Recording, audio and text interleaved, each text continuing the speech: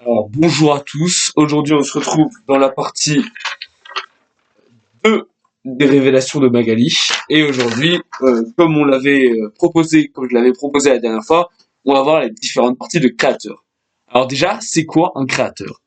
Bah tout simplement, c'est les personnes qui ont créé la Terre et qui nous dirigent comme ça, de manière bien gentille.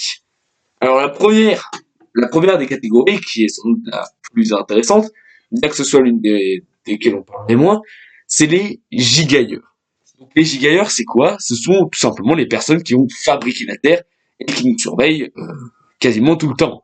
Enfin, la moitié du temps en direct et l'autre moitié juste en nous filmant, et après ils regardent pendant leurs heures de travail. Voilà. Enfin, si vous vous rappelez de la dernière fois, ce sont donc tout simplement des personnes qui nous surveillent et qui ont fabriqué la Terre. Donc, qu'est-ce que c'est les gigailleurs? On les décrit souvent comme des personnes gigantesques. Bah oui, quand même, pour avoir fabriqué la Terre, ça demande quand même une sacrée carrure.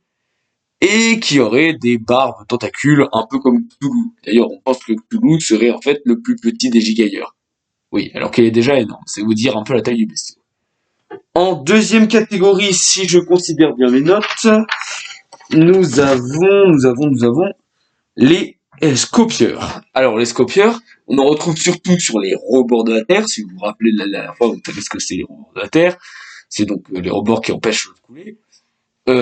Mais on en retrouve aussi partout dans la population. Ce sont en fait des créateurs qui sont plus petits que les gigailleurs, puisqu'ils sont capables de mélanger parmi les humains, et qui donc leur but est d'éliminer chacune des personnes qui commencent à s'approcher de la vérité.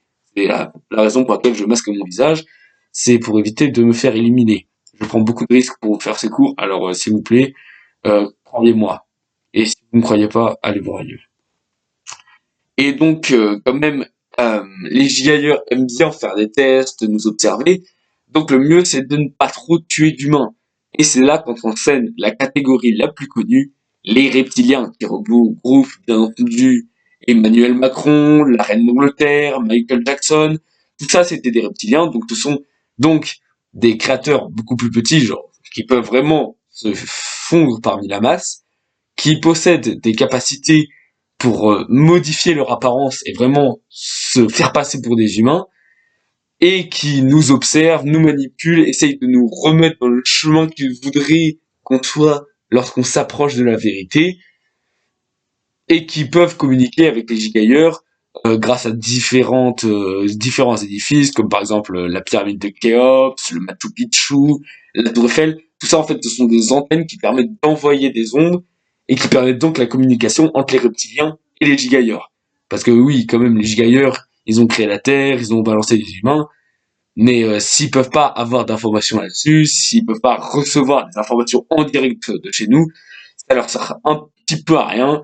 Et donc les reptiliens jouent deux rôles, celui de nous empêcher de nous approcher de la vérité et de communiquer avec les gigailleurs.